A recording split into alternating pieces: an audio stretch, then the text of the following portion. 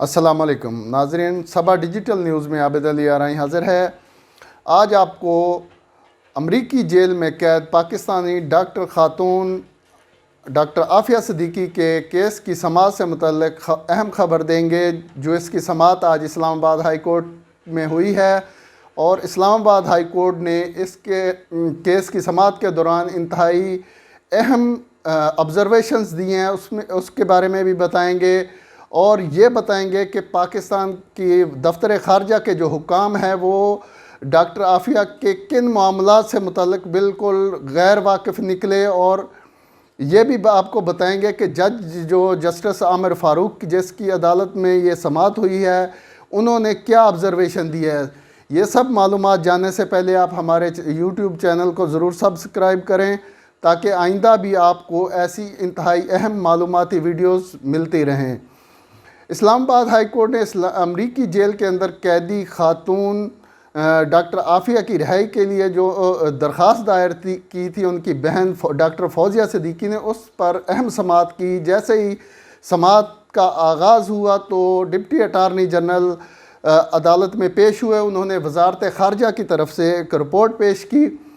Report کا جائزہ لینے کے بعد جسٹس عامر فاروق نے انتہائی اہم آبزرویشن دیتے ہوئے کہا، حکومت پاکستان نے اب تک کیا اقدامات اٹھائے ہیں، ہمیں دستاویزی ثبوت دکھائیں۔ فاضل جج کا کہنا تھا کہ ریاست جو ہے اپنی ذمہ داری سے دستبردار نہیں ہو سکتی، کسی بھی شہری کی حفاظت جو ہے وہ ریاست کی ذمہ داری ہے۔ کوئی وزارت خارجہ کا جو بڑا افسر ہے، وہ سیکٹری کے لیول کا جو افسر ہے، وہ پیش ہو کر ہمیں بتائے کہ اب تک کیا کیا گیا ہے۔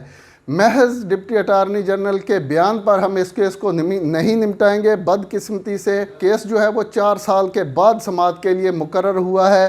فاضل جج کا کہنا تھا کہ 4 سال بعد سماعت کے لیے مقرر ہوا، لیکن ابھی تک دفتر خارجہ کی طرف سے کوئی رپورٹ بھی پیش نہیں کی گئی۔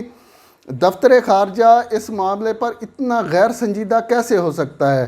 ڈپٹی اٹارنی جنرل راجہ خالد محمود نے عدالت سے درخواست کی کہ انہیں جو رپورٹ انہوں نے پیش کیا اس کے کچھ پیراگراف پڑھ لینے دیں، جس پر جسٹس عامر فاروق نے ڈپٹی اٹارنی جنرل سے استفسار کیا کہ بغیر دستاویزات کے رپورٹ آپ نے پیش کی ہے، اس کی تو کوئی حیثیت نہیں ہے، آپ نے باقاعدہ طریقے سے رپورٹ فائل ہی نہیں کی۔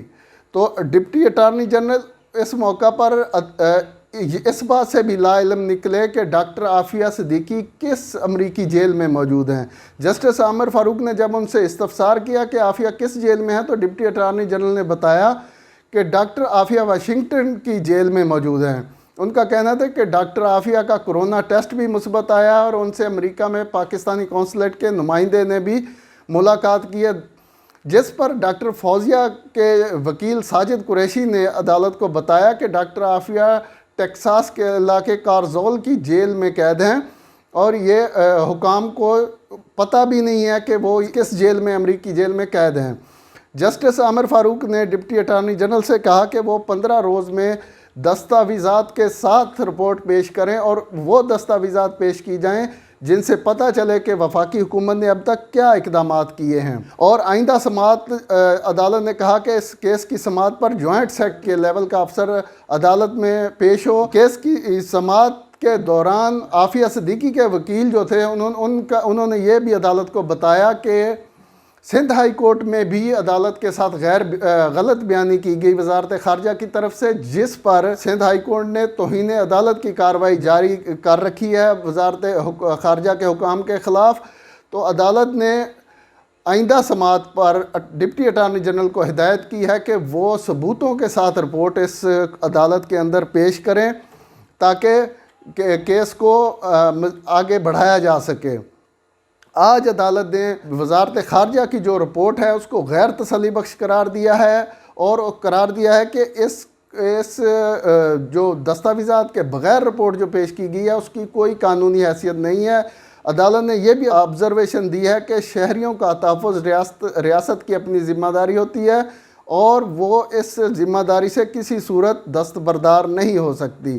انتہائی اہم پیش رفت ہوئی ہے کہ جب جسٹس عامر فاروق نے کہا کہ آپ بغیر ثبوتوں کے، بغیر دستاویزات کے عدالت کو یہ آگاہ کر رہے ہیں، تو آئندہ اس طرح کی رپورٹ پیش نہ کی جائے۔ کیس کی سماعت جو ہے وہ 11 فروری تک ملتوی کی گئی ہے، جس پر وزارت خارجہ اپنی رپورٹ بھی پیش کریں گے اور حکومت کا موقف بھی پیش کریں گے کہ ڈاکٹر عافیہ کس حالت میں ہیں۔ بہت بہت شکریہ۔